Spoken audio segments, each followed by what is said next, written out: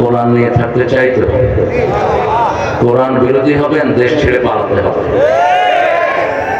কোন চোরের জায়গা হবে না দুনিয়াতে, কোন টাকা থাকতে পারবে না। সিদ্ধান্ত কার? কার সিদ্ধান্ত? জমিন আল্লাহর, আল্লাহ লোকেরাই থাকবে। সহজ হিসাব। আন্নাল আরদা ইয়ারিসুহা ইবাদিয়াস সালিহুন। আল্লাহ বলছেন এই জমিন উত্তরাধিকার সূত্রে নেককারদেরকে আমি দান করে দিয়েছি। 5 ওয়াক্ত নামাজে দোয়া করে আসসালামু আলাইনা ওয়া আলা ইবাদিল্লাহিস সালিহিন। নেককার ছাড়া কারোর জন্য দোয়া হয় না। ঠিক না ঠিক? নেককার হতে রাজি আছেন তো? কারা কারা হাত তুলে দেখা দেন।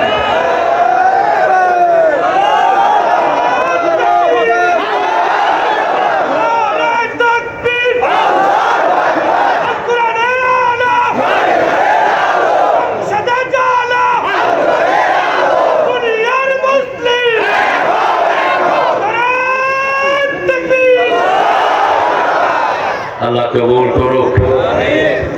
অনেকদিন পরে লালপুর আসা। গত 15 বছর আপনাদের সোনার টুকরা ছেলেরা আসতে দেয়নি, বুঝেছেন তো?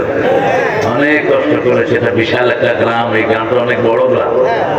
এই গ্রামের প্রিয় ভাইরা আমাকে ভালোবাসেন আগে থেকে। আমি আশেপাশে এসেছি, ওনারা চেষ্টা করেছেন। অনুমতি নাই, এখন ওনারাই নাই। কনসলের কাছে অনুমতি নিতে হতো কোরআনের। চিন্তা করছেন? একবার ওসি, একবার ডিসি, একবার এসপি, একবার ওই দলের নেতা খেতা, জুতার ফিটা। ঠিক না?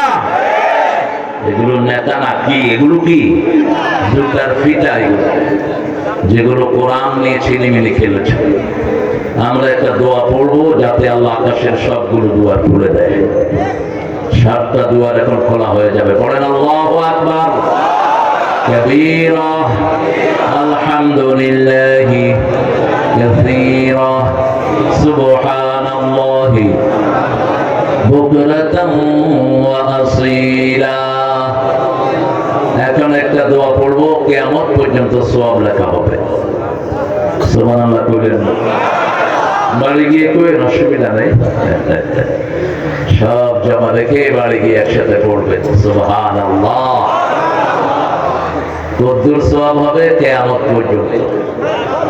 3 ব্যক্তি পাবে না, যার দল ইসলাম না, তার কোন আমল কবুল হয় না। কার কথা? কার কথা? ومن يبتغي غير الإسلام دينا فلن يقبل منه وهو في الآخرة من الخاسرين। কোন ব্যক্তি বা জনগোষ্ঠী যদি ইসলাম ছাড়া অন্য কোন দল গ্রহণ করে নেয়, তার কোন আমল কবুল হবে না। দুনিয়াও শেষ, আখিরাতও।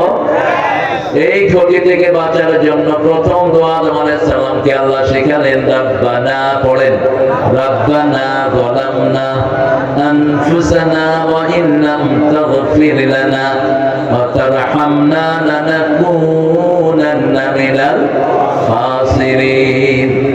এই কুসর থেকে বাঁচার জন্য একটা সূরা নাযিল করলেন, ওয়াল আসর। পড়েন, ওয়াল আসর ইন্নাল ইনসানা লাফি খুসর ইল্লাল্লাযীনা আমানু ওয়া আমিলুস সালিহাত ওয়া তাওয়াসাউ বিল হাক্কি ওয়া তাওয়াসাউ বিস সাবর। সাহাবীদের সাথে দেখা হলে সালামের পরে এই সূরাটা মস্ক করতে। এই সূরা জানতো না, মক্কায় কোনো কাফেরও ছিল না। 4টা আমল যার আমল নামায় নাই, যে দিন থাকবে না ওই দিনটা জাহান্নামী হয়ে যাবে, ওই দিনটা ধ্বংস হয়ে যাবে। প্রথম কি? ঈমান। 2 নম্বর আমলে সালেহ। 3 নম্বর হকের জন্য পরামর্শ। 4 নম্বর ধৈর্যের জন্য পরামর্শ। এই 4টা কাজ যার আমল নামায় নেই, তার দুনিয়াও শেষ, আখিরাতও। আল্লাহ আমাদেরকে বাঁচার তৌফিক দান করেন। এখন পড়েন, সুবহানাল্লাহি ওয়া বিহামদিহি আদাদা খালকিহি ওয়া রিদা নাফসিহি ওয়া জিনাতা আরশিহি ওয়া মিদাদা কালিমাতিহি। এখন একটা দোয়া পড়বো, ওটার পুরস্কার আল্লাহ নিজ হাতে দিবেন। কে দিবেন? আল্লাহর পুরস্কারটা ছোট না বড়? আল্লাহ যত বড় পুরস্কারও তত করেন।